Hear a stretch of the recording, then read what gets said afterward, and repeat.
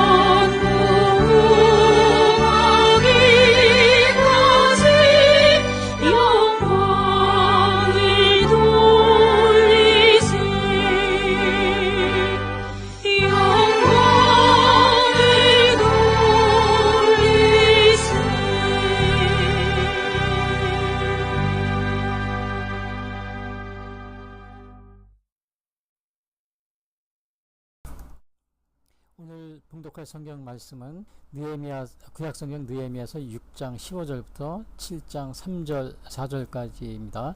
성벽 역사가 52일 만인 엘루럴 25일에 끝나매 우리의 모든 대적과 주위에 있는 이방 족속들이 이를 듣고 다 두려워하여 크게 낙담하였으니 그들이 우리 하나님께서 이 역사를 이루신 것을 알미니라. 또한 그때 유다의 귀족들이 여러 번 도비아에게 편지하였고 도비아의 편지도 그들에게 이르렀으니 도비아는 이라의 아들 스가냐의 사위가 되었고 도비아의 아들 여호히난도 베레가의 아들 무슬람의 딸을 아내로 맞이하였으므로 유다에서 그와 동행한 자가 많음이라. 그들이 도비아의 선행을 내 앞에 말하고 또 내 말도 그에게 전하매 도비아가 내게 편지하여 나를 두렵게 하고자 하였느니라.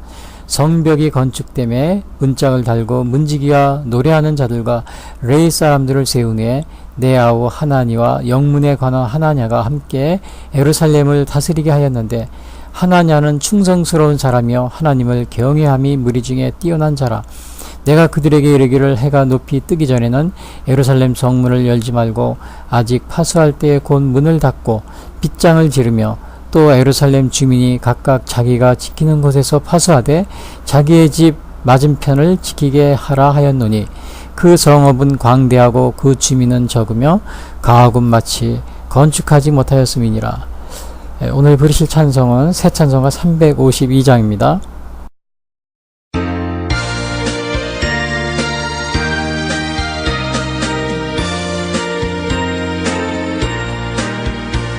십자가 군병들아 주 위에 일어나 귀들고 앞서 나가 담대히 싸우라.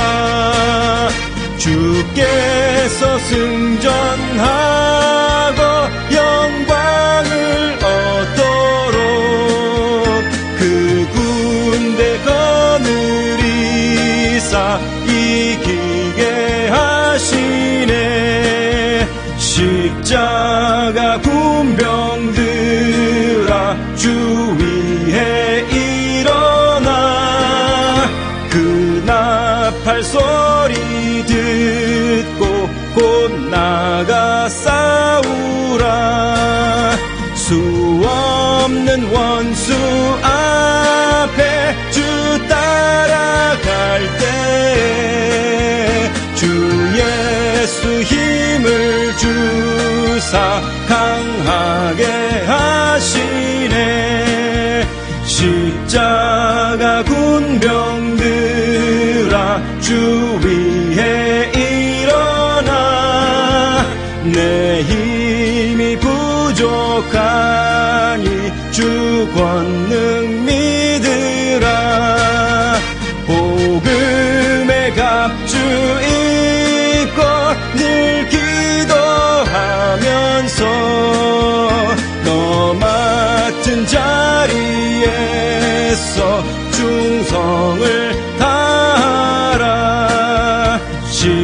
나가 군병들아 주 위에 일어나 이 날에 접전하고 곧 개가 부르라 승전한 군사들은 영생을 얻으며 영광의 주와 함께 왕노릇 하리라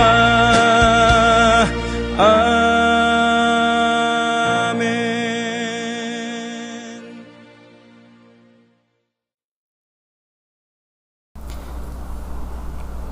오늘 전해드릴 말씀은 구약성경 느헤미야서 6장 15절부터 7장 4절 말씀 가지고 방해를 이겨내고 예루살렘 성벽 재건 공사를 마친 느헤미야 선지자라는 제목으로 말씀드리겠습니다.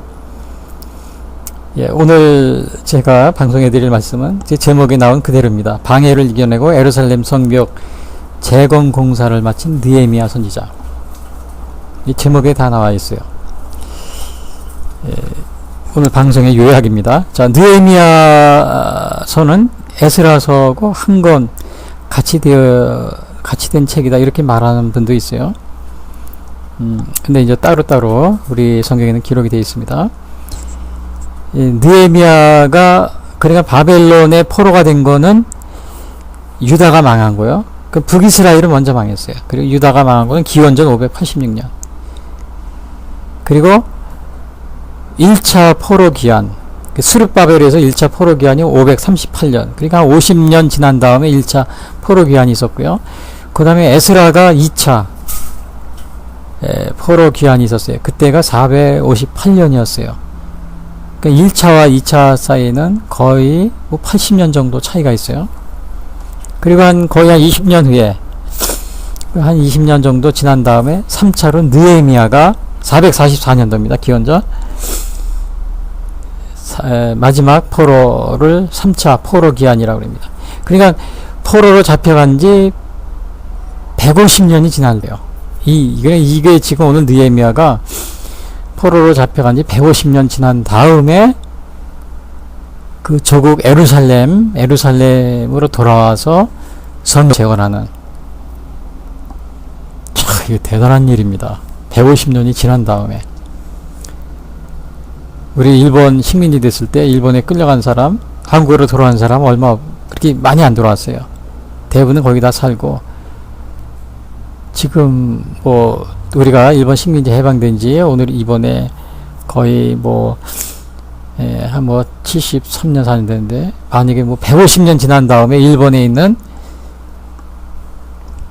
우리 한국인들이 한국으로 귀환하겠다, 거의 불가능하죠. 그렇게 안 하려고 그럴 거예요. 근데 오늘 이스라엘 백성들은 1차, 2차, 3차에 걸쳐서 다 아주 중요한 이스라엘 12지파의 중요한 사람들은 다 거의 대부분이 귀한 이스라엘로 돌아갔습니다. 이게 유대인들의 저력이에요.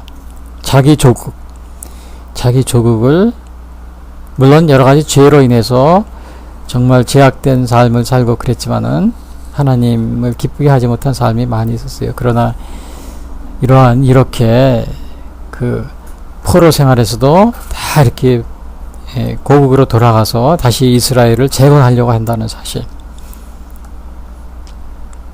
이것은 우리가 참 본받아야 될 그러한 정신입니다. 자, 그래서 오늘 이 느헤미야는 3차 포로 기한이에요. 3차. 1차는 스룹바벨, 2차는 에스라, 3차는 느헤미야.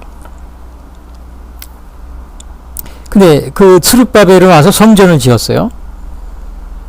성전. 그 다음에 에스라는 성전은 짓지 않았지만은 와서 율법을 가르쳤습니다. 이방인들하고 혼인을 금지하라. 그 다음에 이방인과 언약을 세우지 마라. 언약 하지 마라. 교류를 하지 마라. 가급적. 왜? 이방인들하고 결혼하다 보면 어떤 일이 생기냐면 이방 신이 들어옵니다. 이방 풍습이 들어오고, 그래서 이스라엘이 완전히 해체가 돼요. 해체가 되는 겁니다. 그것을 막기 위해서. 아예 율법으로 그렇게 얘기를 해놨어요. 율법에 보면은 그런 말이 있습니다. 출애굽기나 신명기, 너희는 이방 여인과 결혼하지 말라. 이방 여인을 아내로 삼지 말 것이요. 또 너희 딸을 그들의 아내로 주지 말 것이요. 또 그들과 언약을 세우지 마라.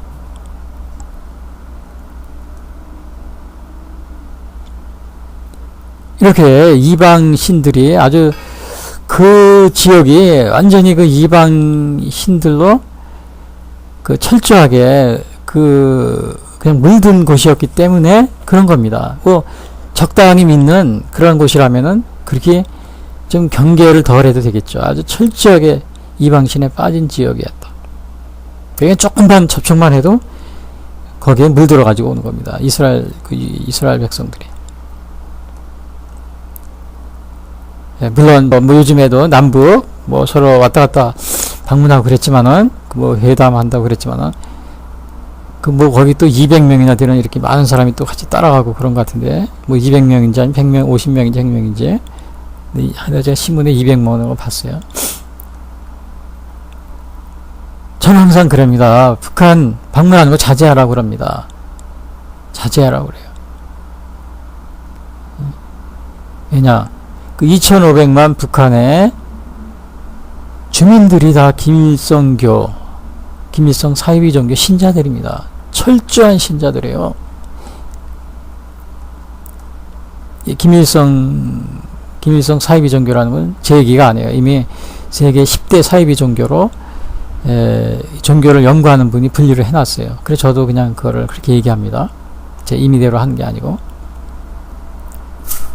TV에 엊그제도 저는 볼 시간이 없어서 많이 못 보는데 가끔 중간중간 보면은 그 뭐 환영하는 거나 아니면은 그 뭐 이렇게 활동하는 거 보면은 북한 주민들 나오잖아요. 이거는 사이비 정말 종교 집단이 아니고는 할 수 없는 2000년도에도 그런 좀 비슷한 일이 있었어요. 근데 지금 이제 18년이 지나서 다시 방문해서 이번엔 좀 바뀌었겠지. 그런데 그게 아니더라고요. 전혀 변한 게 없습니다. 북한은 그대로입니다. 북한 주민, 죄송합니다. 북한 주민들. 그러나 2,500만 이미 세계 사이비 10대 사이비 종교로 분류를 해놨어요. 북한 주민들 죄송합니다. 제가 일부러 이런 말을 하는 거 아니니까요. 자, 그렇기 때문에 그 인터뷰 한두 명씩 가끔 TV에 나오더라고요. 여러분은 그냥 무심코 들었지만 제가 이렇게 보니까 이건 뭐 완전히 정말 철저한 김일성교 신자들입니다. 그 모습이에요. 여러분이 우리 주위에 있는 우리 기독교인들은 이 기독교 이단 때문에 아주 고생을 많이 합니다. 네, 죄송합니다. 고생을 굉장히 많이 해요. 그래서 그 이단 사람들을 가끔 얘기를 하다 보면은 말이 안 통합니다. 그리고 벌써 금방 알아요. 그리고 우리 기독교인들이 얘기를 해도 그게 먹혀 들어가지 않습니다. 네, 그 사람들은 아예 완전히 그런 사상으로 굳어있기 때문에. 여러분, 북한 주민들이 평범한 주민들이 아니에요. 70년 동안 그 사이비 종교, 김일성교 그 훈련을 받은 사람이에요. 여러분, 우리가 얘기하면은 쉽게 뭐 웃으면서 얘기하는 것 같고 그러지만은 그렇지 않습니다. 그래서 조심하라는 거예요. 특히 그 남북 뭐 체육 교류하고 그럴 때 보면 스포츠 선수들 조심해야 돼요. 조심해야 됩니다.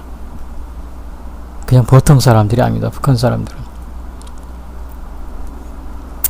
그래서 느헤미야가 이제 자기 조국의 소식을 듣게 됩니다. 이게 150년이 지났어요. 근데 하루는 자기 동생이 와서 동생하고 다른 사람이 와가지고 예루살렘에 갔다 왔는데 이러이러하다 얘기를 하고는 이 느헤미야가 굉장한 슬픔에 잠깁니다. 그것이 느헤미야 1장 2절에 나와 있어요. 4절에 나의 한 형제 중 하나니가 두어 사람과 함께 유다에 이르렀기로 내가 그 사로잡힘을 면하고 남아있는 유다 사람과 예루살렘 형편을 물은즉 저희가 내게 이르되 사로잡힘을 면하고 남은 자가 그 도에서 큰 환난을 만하고 능욕을 받으며 예루살렘 성은 회파되고 성문들은 소화되었다 하는지라 내가 이 말을 듣고 앉아서 울고 수일 동안 슬퍼하며 하늘의 하나님 앞에 금식하며 기도하여. 자, 이게 소식이 왔는데 예루살렘이 어떠냐? 궁금하죠. 여러분, 우리나라도 서울을 떠나서 멀리 나가는 사람, 야, 서울 소식이 어때? 누가 찾아오면 그렇게 얘기하잖아요. 만나면은. 그 여기서 소식을 들으니까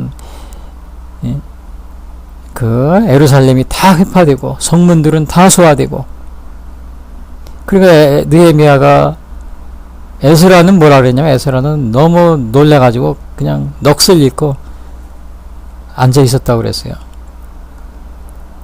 근데 여기 느헤미야는 뭐라 그랬냐, 이 말을 듣고 앉아서 울고 수일 동안 슬퍼하며 금식하고 하나님께 기도했다고 그러죠. 얼마나 충격을 받았으면. 에스라도 그랬고 느헤미야도.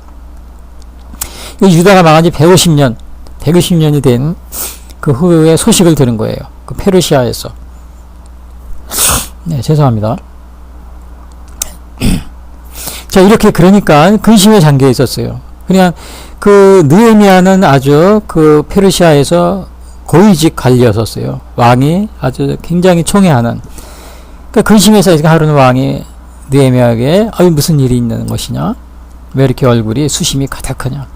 그러니까 느헤미야가 얘기를 합니다. 내가 우리 고향 소식을 어떤 사람이 와서 전해줬는데 이러 예루살렘이 내 고향의 성이 다 해파되고 부서지고, 예? 그래서 제가 이걸 듣고 너무 기가 막혀서 제가 그동안에 금식하고 좀 눈물도 흘리고 그랬습니다. 슬퍼했고.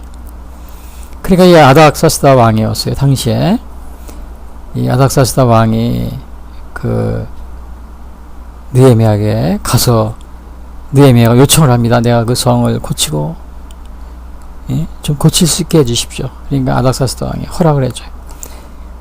허락을 해주고 조서까지 썼습니다. 누구든지 이거 방해하지 마라. 왜냐, 느헤미야가 그렇게 총애를 받은 겁니다. 그 페르시아에서, 포로로 잡혀간 곳에서. 자, 그래가지고 성벽을 재건할 사람을 모았어요. 가가지고는 성벽을 몰래 그 탐사를 합니다. 밤에 쫙 돌아보고. 그러니까 완전히 정말 예루살렘 성이 다 그냥 해파가 됐어요. 그러니까 페르시아에서 간 거죠. 가가지고는 이렇게 다 보니까 완전히 해파가 되고. 그래서 유대인들 다니면서 얼마 공사할 사람들을 이제 모집하는 겁니다. 근데 다 자원했어요, 사람들이. 성벽을 재건하는, 성벽 둘레가 한 6km, 6.4km라고 그래요. 오늘날로 보면은 뭐 웬만한 시골에 있는 저수지 한 2개 정도 넓이가 될 것 같아요. 보통 한 3km 정도 되니까, 보통 저수지가요, 하나. 그 6.4km 그거를 했는데, 그 참여자들이 명단이 각 지파별로 쫙 나옵니다. 야, 그거 보면 성경에 다 써 있어요. 뭐 엘람 자손이 1250여, 사뚜 자손이 뭐 삭개 자손이, 굉장히 정확하게. 그것도 자원해서 하는 거예요. 놀라운 일입니다. 자기 국가 조국을 위해서, 그러니까 어느 부분은 어느 자손 누가 맡고 어느 부분 누가 다 이렇게 맡아서 완성을 하기로 한 거예요. 대단한 거죠. 대단한 겁니다. 유대인들이 이 자기 조국을 사랑하는 이 마음을 한번 보십시오. 150년 지난 후에 나라가 망해서, 우리는 150년 지나서 일본에 있는 사람도 오라고 그러면 오겠어요? 쳐다도 안 봅니다. 다 말도 다 일본말만 하고 70년이 지났는데, 자기 조국을 위해서 이 조국의 어려움을 있으면은 거의 드뭅니다. 100년 지나면 아예 그런 얘기도 꺼낼 수가 없는 거죠. 150년 후에.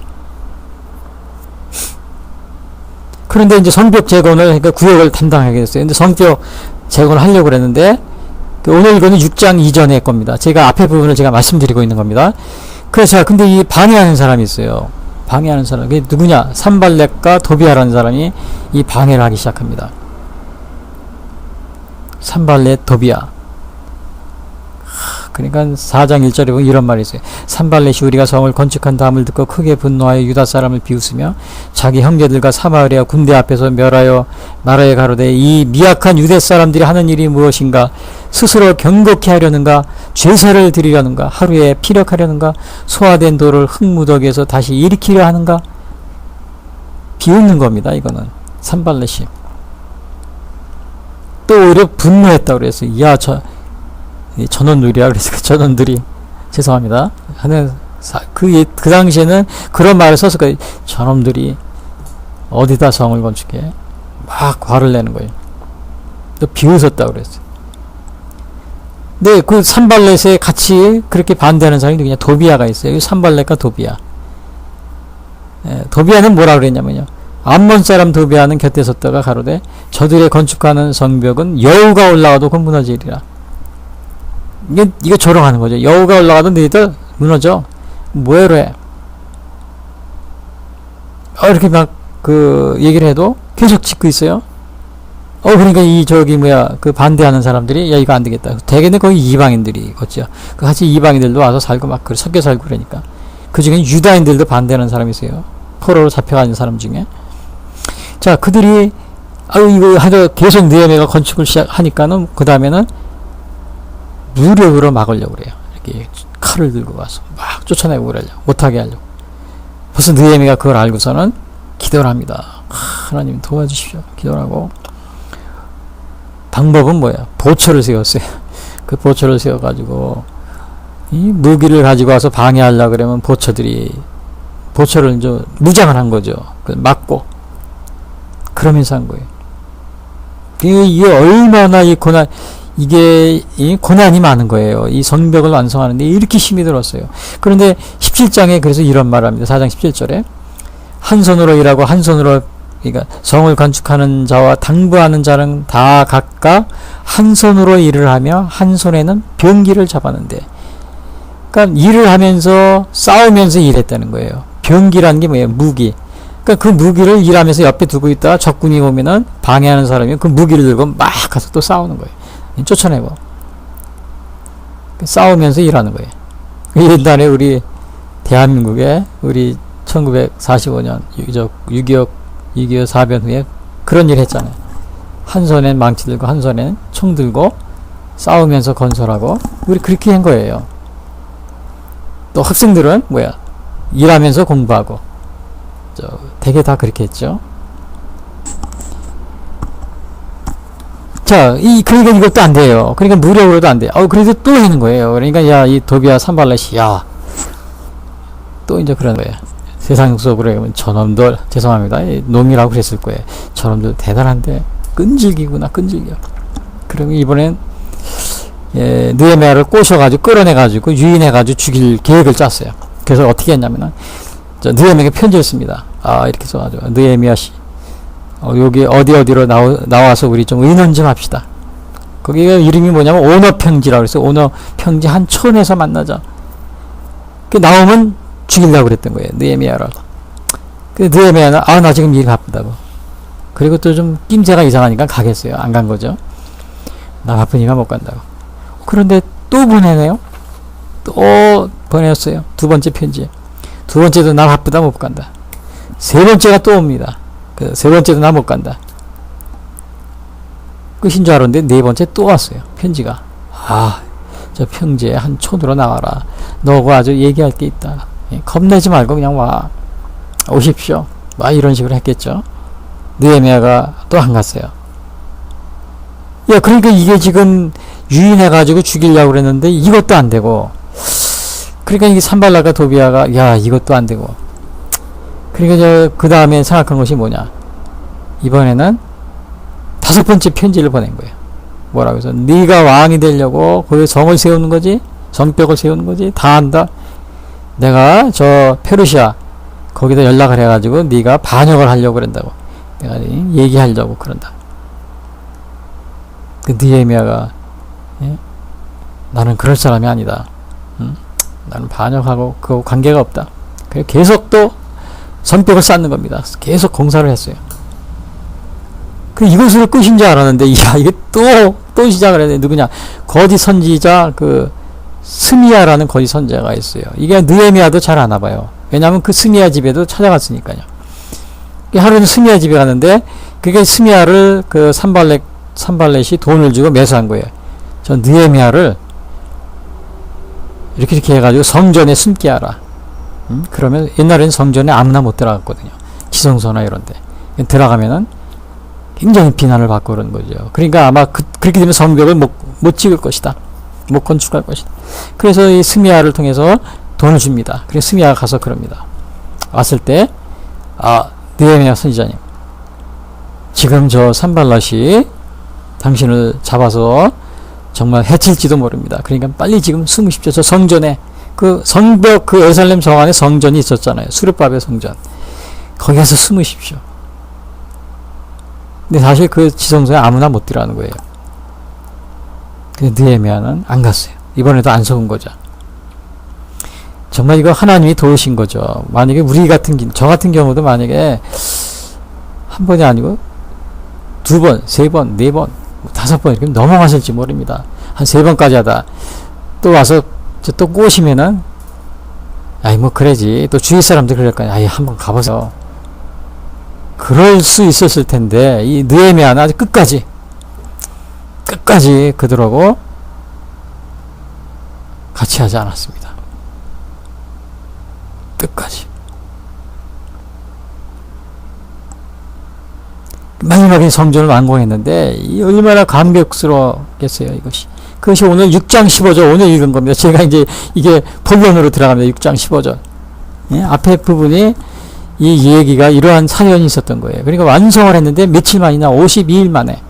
물론 요세푸스 같은 역사가는 뭐 2년 정도 걸렸다 그러는데, 예, 그러나 이 성경에는 52일로 이렇게 나와 있어요. 자, 15절에 이런 말이에요. 그래서 성벽 역사가 52일 만에 엘루월 25일에 끝남에 성전이 아니고 성벽이에요. 성벽을 다 완성한 거예요. 각 지파별로 이렇게 쫙 나눠줘가지고 자기 분담 그 지역을 한 거죠.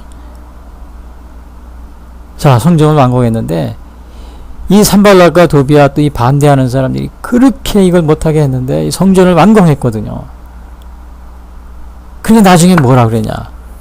야, 저거는 하나님이 하신 것이구나. 하나님, 저들이 믿는 하나님이 한 것이다. 아예 이렇게 그냥 말을 고백을 해버립니다. 자기들이 도저히 우리가 그렇게 반대를 했는데 온갖 수단 방법을 써서 저걸 못하게 했는데 저게 완공이 되다니. 저게 하나님의 힘이 아니고는 할 수 없는 것이다. 아예 그렇게 인정을 해버립니다. 이 적들이. 그게 여러분 16절에 나와 있습니다. 우리의 모든 대적과 주위에 있는 이방 족속들이 이를 듣고 다 두려워하여 크게 낙담하였으니 그들이 우리 하나님께서 이 역사를 이루신 것을 알미니라. 낙담했다고 그랬어요. 그리고 두려워했다고 그랬어요. 이스라엘 백성들은 좋아했죠. 근데 이것을 반대하는 사람들은 어떻게 해요? 낙심했다고 그랬어요. 야, 사촌이 땅의 삶을 배 아프다고 그러잖아요. 그러니까 그렇게 못하는 걸 저들이 했으니까 이스라엘에서는 좋다고 그랬는데 한쪽에서는 낙심하는 거예요.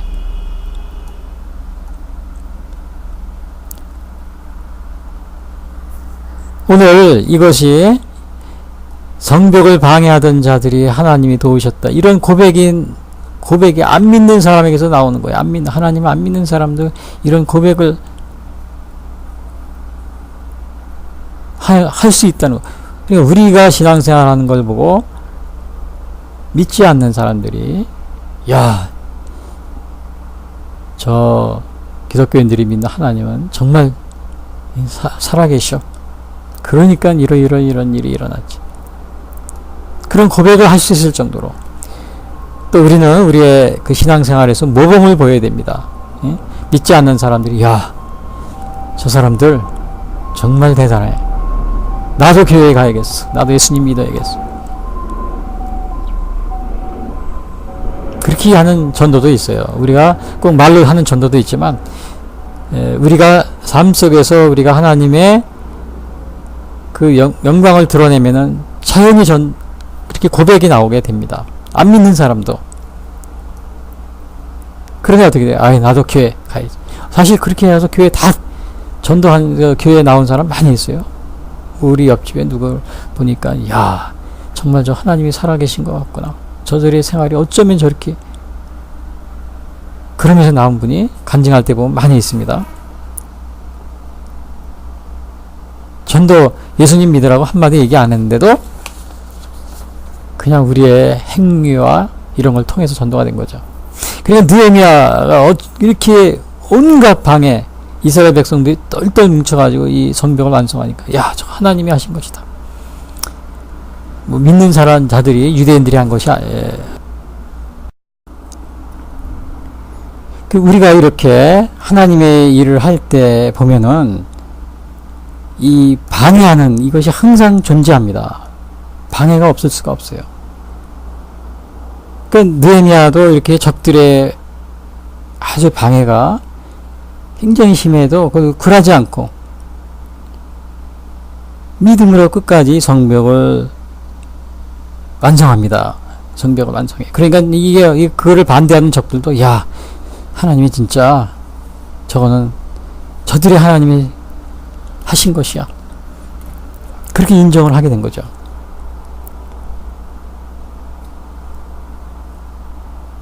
우리가 이러한 상황들은 뭐예요? 우리가 하나님의 일을 할 때는 항상 이렇게 방해하는 것이 존재합니다. 방해하는 일이 있어요. 교회를 건축하려고 그러면 아마 여러분 각 교회마다 다 그런 경험이 있을 겁니다. 꼭 거기에 이상한 일이 벌어집니다. 시험이 오고요.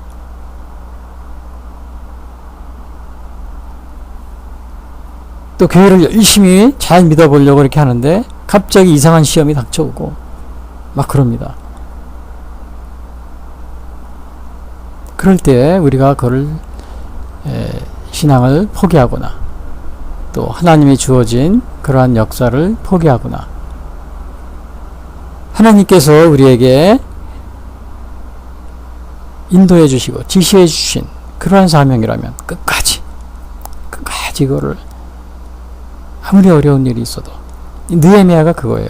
온갖 방해가 있어도 꾸준히 자기 하나님이 주신 그 사명을 끝까지 이렇게 감당했던 거죠.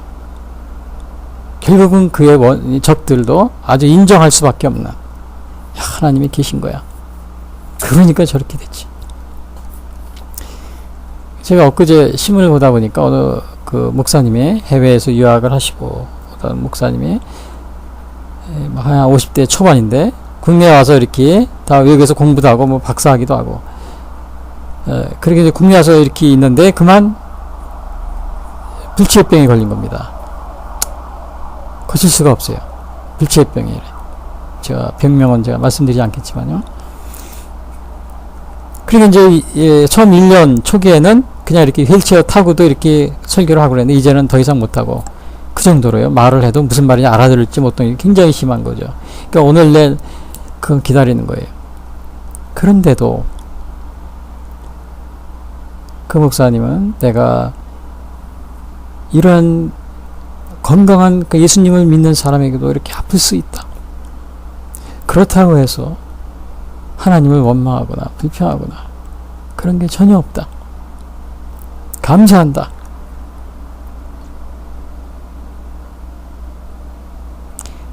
여러분, 우리가 무슨 일을 하다 안 됐다 그래서 그냥 포기해버리고, 신앙도 다 버리고 다 그럴 수 있어요. 일본 목회자라 하더라도. 몇 달 전에는 미국의 어느 목회자가 자살한 적이 있어요. 그게 깜짝 놀란 거죠. 목회자가 자살한 경우 거의 없거든요. 자살한 적이 있어요. 이렇게 극한 상황, 위기 상황에 있으면 사명을 망각할 때가 있는 겁니다.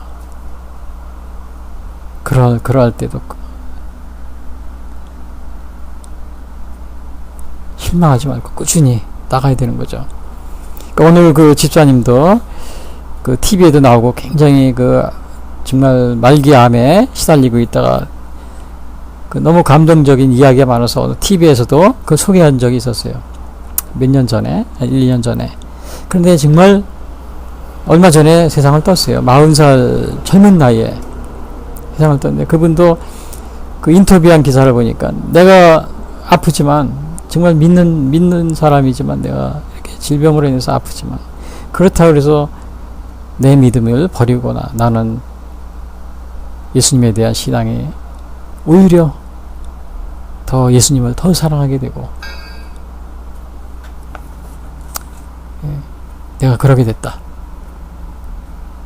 그런 말을 한 걸 제가 봤어요. 그러니까 그분은 어떠한 상황에서도 이 신앙을 포기하지 않은 겁니다. 마지막까지도. 세상을 떴어요, 얼마 전에. 나중에 보니까. 마지막까지도. 오늘 느헤미야가 그런 겁니다. 온갖 방해. 그러니까 우리가 방해도 우리가 성벽을 완성했죠.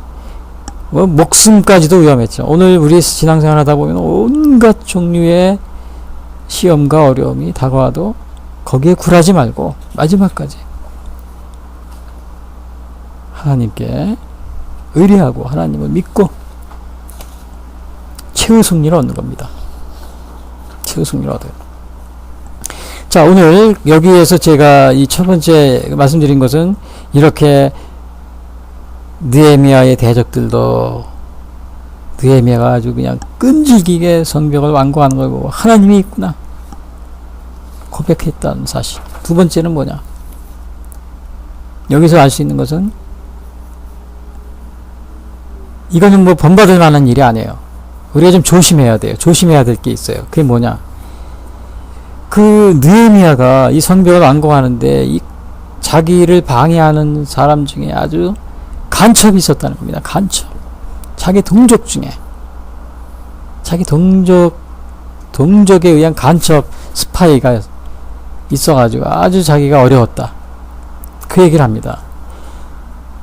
그 간첩이 누구 때문에 이러냐? 그 도비아하고 산발럿이 가장 그 아주 방해하는 사람인데 이 도비아에게 관련을 맺고 있는 사람이 유대인에게 자기들에게 많이 있어가지고 자기가 너무 어려웠다.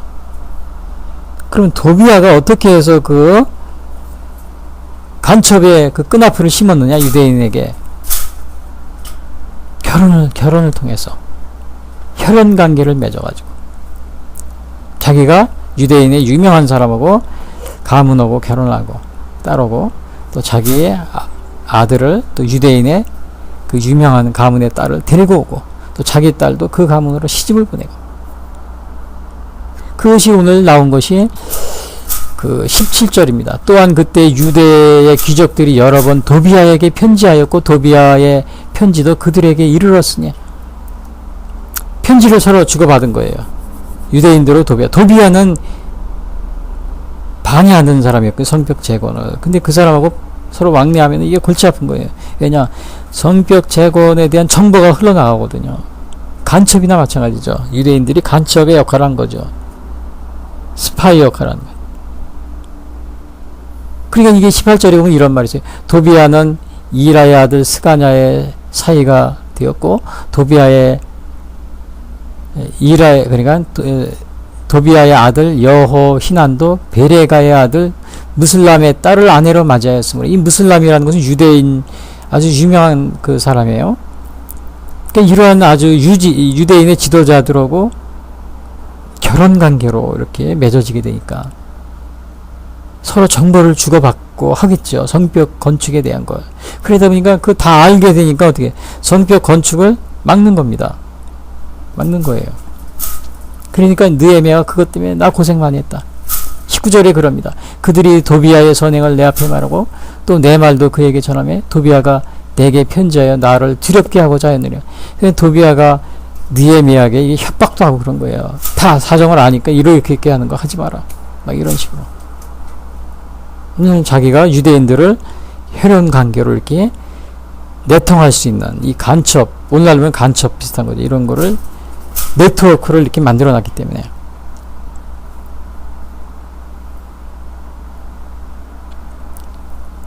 이 우리 대한민국 북한에 간첩이 있겠어요, 없겠어요? 있죠. 그 네트워크가 형성이 되어 있는 겁니다. 이게 지금 느헤미야도 그 간첩 같은 역할을 하는 유대인들 때문에 이렇게 고생을 많이 했는데 우리 대한민국도 마찬가지로 저 북한이 북한이 이렇게 해놓은 이 간첩망이 있을 것 같아요? 없어요? 있죠. 대한민국에 있는 정치인들, 뭐 국회의원, 또 뭐 누구 군 장성들 뭐 이런 거 다 있을 겁니다. 네트워크에 정보를 빼가고. 그러면 우리나라가 이걸 방비하는데 쉽겠어요? 어려운 거죠. 정보를 자꾸 빼가니까. 또 그걸 주는 사람. 그 왜 이거를 그렇게 하느냐? 그게 그들하고 무슨 관계가 맺어졌기 때문에 그래요. 대표적인 게 북한이 쓰는 그 관계를 여기서 도비하는 뭐 혈연 관계, 결혼으로. 근데 북한이 쓰는 대표적인 게 뭐예요? 이 기쁨조라는 그 미인계. 지금은 아마 이번에 갔을 때는 안 그랬을 거예요. 이미 다 알려졌기 때문에. 그러나 그 전에 2000년대부터 쫙 갔을 때는 남쪽에서 올라가면은 그 미인계를 씁니다. 그 여자 북한에서 미인들이 같이 자거나 뭐 이렇게 해가지고 유혹을 해가지고 뭐 아이까지 낳게 하고 뭐 그런다는 게 있어요. 거기에 걸려드니까 한국 남한으로 대한민국으로 와서도 어떻게 해야 돼요? 북한을 위해서 일해주고 안 해주면은 이거 협박 이거 공개할 거야 그러면 어쩔 수 없이 끌려다니고 수많은 사람들이 그랬대요. 제가 하는 얘기가 아니라 탈북자들 또 그곳에 탈북하신 분들이 다 정보를 주고 그럽니다. 그런데 거기에는 이 뭐 목사님들도 있고 뭐 승려님도 있고 신부님도 있다고 그러더라고요. 이 정신을 차려야 됩니다. 다른 일반인들이야 그렇다 하더라도. 근데 어쩔 수 없이 이렇게 당한 경우가 있었대요. 어느 목사님 이런 종교인들 보면은. 그러니까 여기 북한은 아예 방문을 안 하는 게 좋아요. 그래서 제가 항상 그랬잖아요. 가지 말라고. 뭐 거기 도와주고 구제 사업하고 그런 거 좋지만은 가서 보면은 올가미에 걸리는 거예요. 올가미에.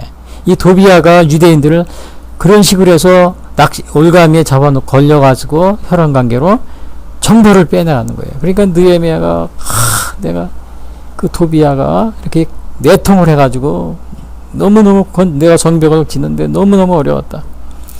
지금 대한민국에 어렵습니다. 왜? 이러한 북한하고 내통하는 사람들이 도처에 있기 때문에 뭐 국회의원, 청와대, 내가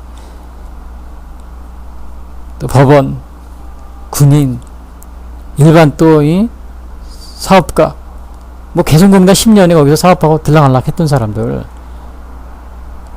제가 가끔 가서 이렇게 TV에 나오는 거 얘기해보면 다 이게 북한 사람이 돼 있더라고요.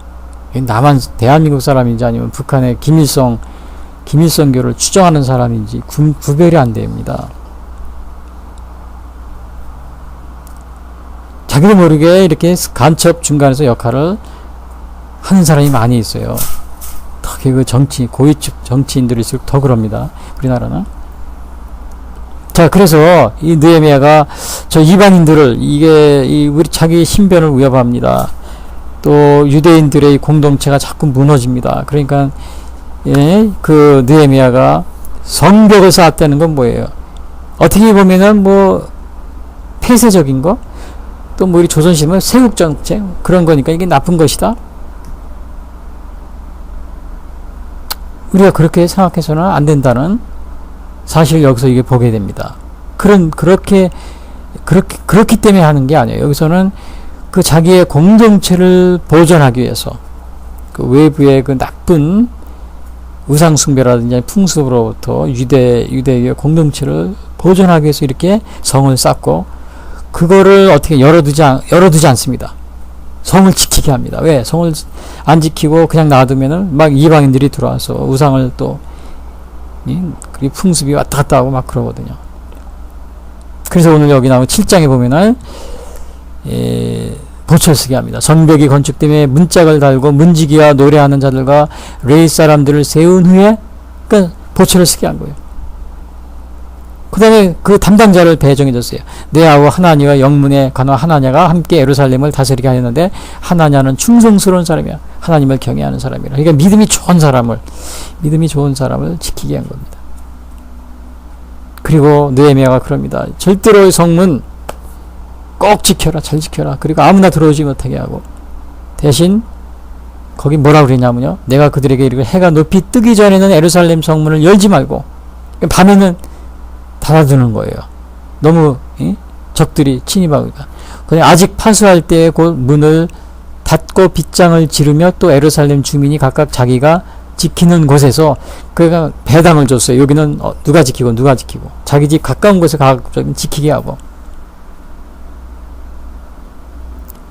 예? 그 다음에 파수꾼을 세우고 철저하게 지키는 거죠. 여기 빈셀 틈 없이 물셀 틈이라고 그러죠. 그렇게 지키게 했습니다.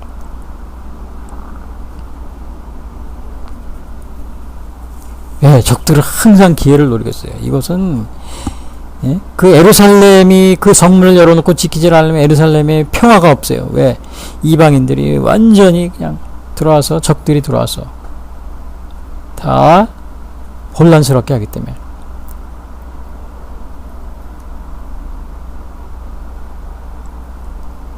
그래서 어떤 분이 그럽니다. 평화를 원하면 전쟁을 대비하라.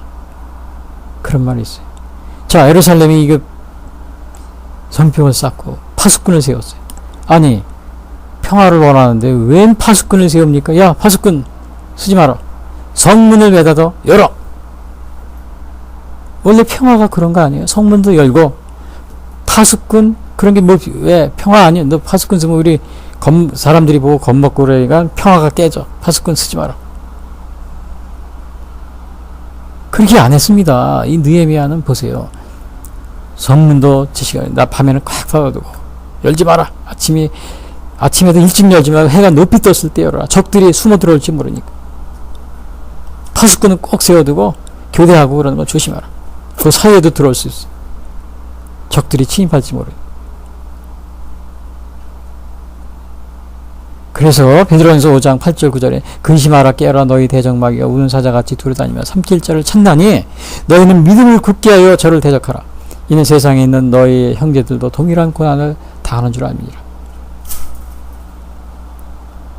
자, 이렇게 해서 에루살렘이 평화를 원했기 때문에 보초도 세우고 문도 밤에는 걸어 잠고 아침에도 조심해서 열고. 대한민국 제가 또 얘기합니다.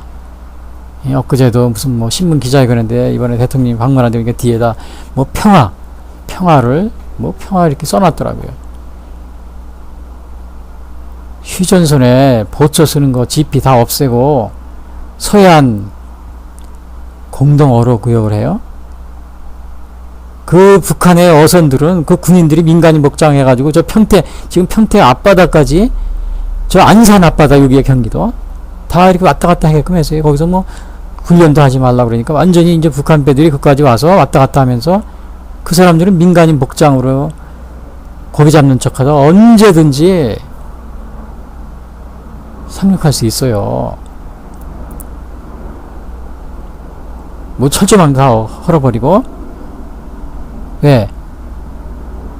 평화니까.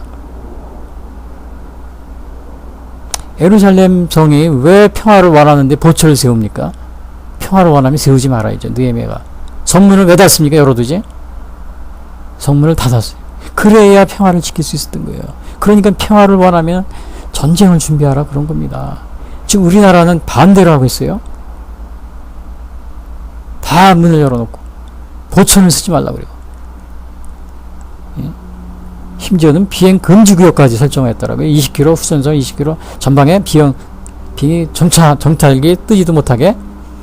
그러면 저 북한에서 휴전선 근방에서 장사점포나 이런 거를 수도권으로 뭐 한 1000여 문기인데 그게 뭐 한 10분만 쏟아봐도 연평도처럼 돼버립니다. 서울 시내가. 그러면 사전에 정찰을 해서 그런 거를 탐지하고 그 휴전선 가까이서 그 정찰을 해야만 가능해요. 그 다음에 정찰만 하는 게 아니고 또 통신도 감청을 해야 저들이 지금 침입을 하려고 하는구나. 그걸 알 수가 있는 거예요. 근데 이거를 못하게 정찰을 못하게 막았어요. 20km 이상을 못하게. 그럼 보지도 못하죠. 정찰도 감청도 못하죠. 거기서 적군이 움직이는 게 몰라요. 그냥 갑자기 내려와도 이건 전혀 모르는 거예요. 여러분 연평해전 아셨죠? 총을 먼저 쏘지 말라 그러니까 안 쏘고 그 옆에 가만히 있다 먼저 다 죽었잖아요. 연평해전 여러분 지난 영화 보세요. 지금 전방에 있는 우리 군인들 다 죽으라고 그러는 겁니다. 이게 지금 정부에서 죽이는 거예요. 우리 군인, 저 전방에 있는 군인들, 이거 왜 이 제기를 안 합니까? 물론, 군대는 명령에 살고 명령에 죽는 거예요. 뭐 상명, 항저기가 없는 거죠. 그러나 건전한 이러한 건설적인 이러한 것들은 얘기를 해야 됩니다. 이게 평화를 원하면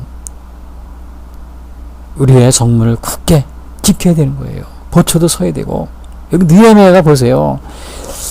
성벽이 건축 때문에 문짝을 달고 문지기와 노래하는 자들과 레위 사람들을 세운 후에 내와 하나니와 영문의 하나니가 함께 예루살렘을 다스려야 돼. 그 다음에 내가 그들에게 이르기를 해가 높이 뜨기 전에는 예루살렘 성문을 열지 말고 아직 파수할 때 이거 보초를 쓸 때 곧 문을 닫고 그 보초를 항상 쓰라는 거예요. 빗장을 지르고 완전히 확인하고 또 예루살렘 주민들이 각각 자기 집 맞은편을 다 지키게 하라. 왜 지켜요 이거에? 평화를 원했기 때문에. 대한민국 국민들 자기 집 앞에 지킵니까 지금? 자기 집 앞에 바다에서 간첩들이 넘어오는 거 지켜요? 신고하는 사람이 있어요? 신고해도 간첩이 있다고 신고해도 국정원이 요즘에는 간첩을 안 잡아요. 뭐 개혁을 했는데 간첩을 안 잡는 개혁을 했더라고요. 이게 국정원이 아니고 사람들이 간첩원이라고 그래요. 간첩원. 기무사는 국군 기무사도 해체해서 뭐 개혁했다고 그러죠. 그건 간첩 지원소라고 그래요. 간첩 지원소. 평양에 뭐 남북 공동 연락소. 왜 거기다 합니까? 판문점에서 만나면 되죠. 무슨 또 꿍꿍이 속이 있어서 거기에 무슨 사람들이 그럽니다. 제 얘기 아니에요. 간첩 접속 장소라고 그러더라고요. 이렇게 의심할 수밖에 없는 거는 지금 평화를 우리가 지켜야 평화를 지키기 위해서는 전쟁을 대비해야 됩니다. 그 북한하고 사이가 좋고 지금 왕래하는데 회담했는데 그렇게 할 필요가 있겠느냐? 여러분 북한은 70년도인가 5천여 명의 연쇄 살인범입니다. 한 명도 아니고 5천여 명. 지금까지 민간인들만. 전쟁은 빼놓고 유교전쟁. 또 약속을 해도 그게 지키는 게 1년, 2년 되면 또 무슨 핑계를 대고 그걸 다 안 지킵니다. 합니다. 이번에도 마찬가지일 거예요, 아마. 그러니까 우리가 조심을 해야 돼요.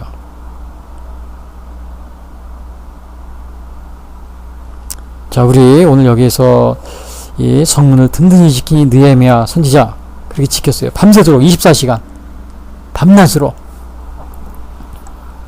우리도 세상 유혹이 우리 영적으로 들어오지 못하도록 우리가 지켜야 돼요. 뭐 술이든지 담배라든지 도박이라든지 동성애라든지 또 거짓 인권이라든지 인권은 인권인데 거짓 인권이 있어요. 평화는 다 똑같은 평화가 아니에요. 평화에도 진정한 자유의적인 평화가 있고 어둠 속의 평화가 있어요. 어둠 속의 평화. 여러분 무덤 속에 가면은 조용하죠. 거기도 평화예요. 근데 그건 어둠 속의 평화예요. 그런 평화는 우리가 추구하면 안 돼요. 근데 지금 대한민국은 그 어둠 속의 평화를 추구하고 있어요. 그걸 따라가고 있는 겁니다. 평화는 평화인데 민주주의도 다 같은 민주주의가 아니에요. 북한도 민주주의라고 그래요. 중국도 민주주의라고 그래요. 중국도.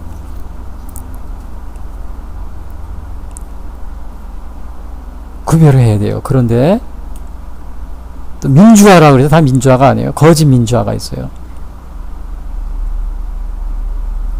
대한민국의 독재자들 전두환, 박정희 독재자다 그래요. 매일같이 욕하는 이런 사람들이 민주화 운동 한다고 그러는 사람들이 이게 북한에 이번에 김정은이 가는데 보니까 그렇게 먼저 가겠다고 가서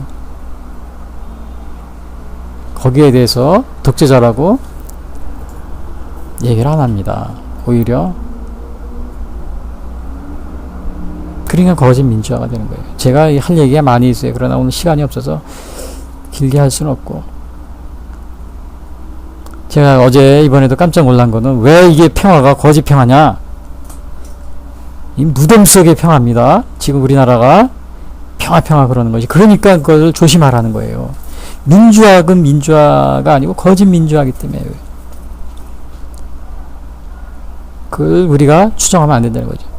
그 엊그제도 제가 이 방송 북한에 간 거 그 사람들이 방송하는 걸 자세히 보니까 거리에 뭐 이렇게 글씨가 많이 써 있어요. 근데 거기 보니까 가장 많이 눈에 띄는 게 북한 거리에서 혁명이라는 글씨가 많이 보이더라고요. 우리 대한민국에 길가 담으면 혁명이라는 소리 글씨 봅니까? 거의 없죠. 뭐 지난번에 뭐 촛불혁명, 그리고 이 대통령도 뭐 입만 열면 혁명 그러는데 그 북한에서 이 거리마다 써 있더라고요. 무슨 뭐 혁명 이번에 보니까 그래서 서로 이 혁명 좋아하는 이 사람들이 공산당하고 서로 관련이 없다고는 볼 수 없겠죠. 그 영향을 받은 거예요. 왜? 뭐 사람 중심 그러는데 이 북한의 헌법에 보니까 사람 중심이 나와 있어요. 왜 그거를 우리가 합니까?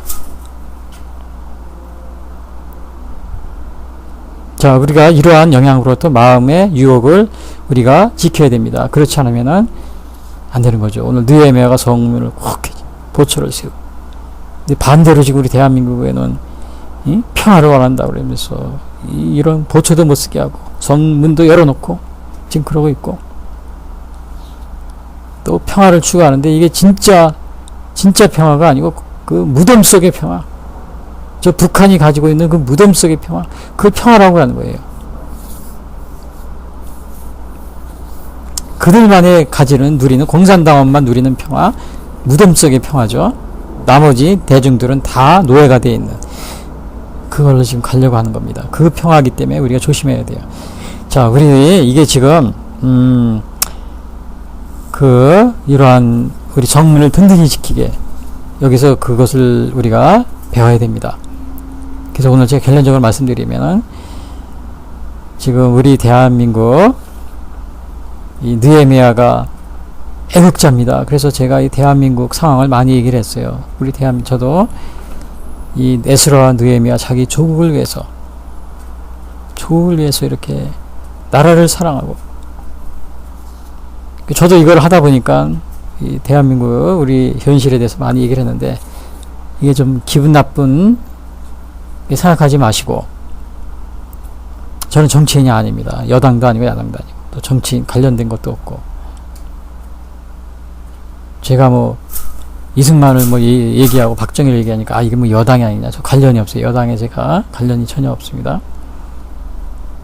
자, 오늘 여기 말씀을 요약하면 우리를 통해 믿지 않는 자들에게 하나님이 살아계심을 고백할 정도로 우리가 신앙생활을 안 믿는 사람이 고백할 정도로, 그리고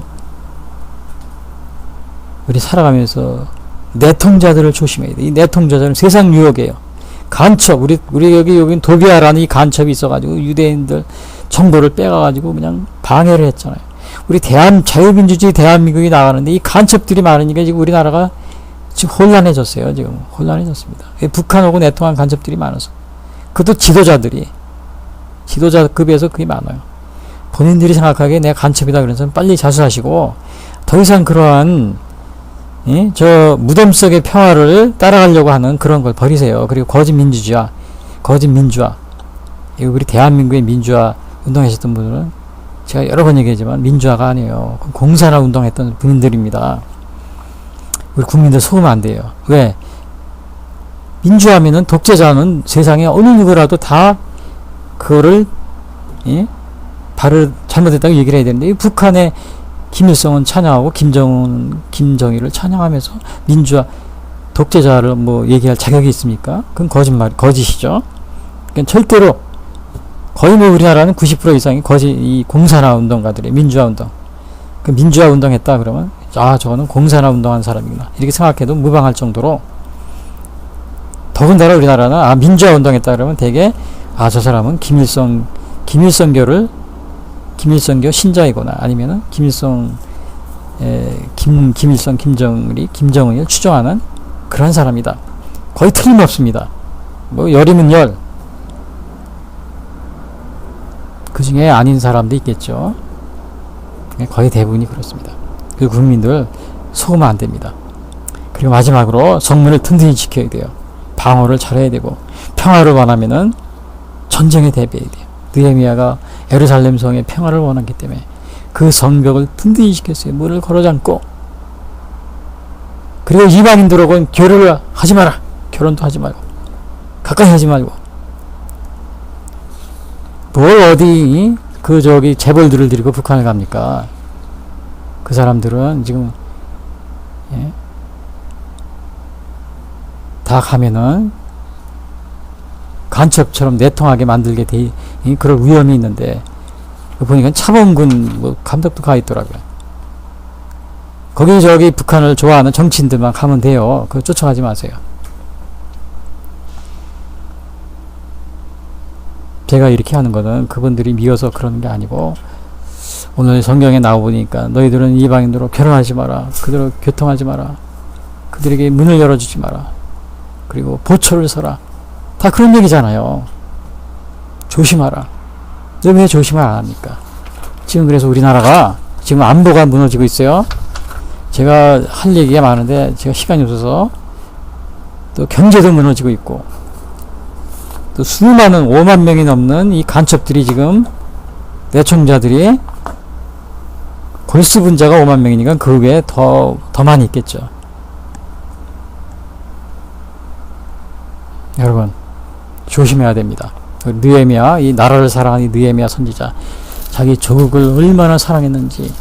조국이 그러잖아요. 내가 예루살렘에 사로잡힘을 면하고 남아있는 자들이 그 지방 각에서 큰 환난을 당하면 능력을 받으며 예루살렘 성이 허물어지고 성문들이 불탔다 하는지라, 내가 이 말을 듣고 앉아서 울고 수일 동안 슬퍼하며 하늘의 하나님 앞에 금식하며 기도하되. 자기 조국을 사랑하는 이 느헤미야, 또 에스라 선지자, 다 이러한 분들이 되기를 바라겠습니다. 기도하겠습니다. 지금까지 예수선교의 설교 방송을 시청해 주신 분들께 감사를 드립니다. 이 방송을 들으시고 신앙에 대한 문의나 상담을 원하시는 분들은 02-894-7898로 문의해 주시기 바랍니다. 요한복음 3장 16절은 하나님이 세상을 이처럼 사랑하사 독생자를 주셨으니 이는 저를 믿는 자마다 멸망치 않고 영생을 얻게 하려 하심이니라 라고 말하고 있습니다. 또한 성경은 예수 그리스도를 영접하는 모든 사람들에게 영원한 생명을 약속하고 있습니다. 요한일서 5장 11절에서 13절은 또 증거는 이것이니 하나님이 우리에게 영생을 주신 것과 이 생명이 그의 아들 안에 있는 그것이니라. 아들이 있는 자에게는 생명이 있고 하나님의 아들이 없는 자에게는 생명이 없느니라. 내가 하나님의 아들의 이름을 믿는 너희에게 이것을 쓰는 것은 너희로 하여금 너희에게 영생이 있음을 알게 하려 함이라 라고 말하고 있습니다.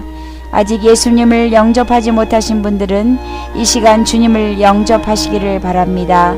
오늘 방송을 들으시고 신앙에 대한 문의나 상담을 원하시는 분들은 02-894-7898 예수선교회로 문의해 주시기 바랍니다. 다음 방송 시간까지 안녕히 계십시오.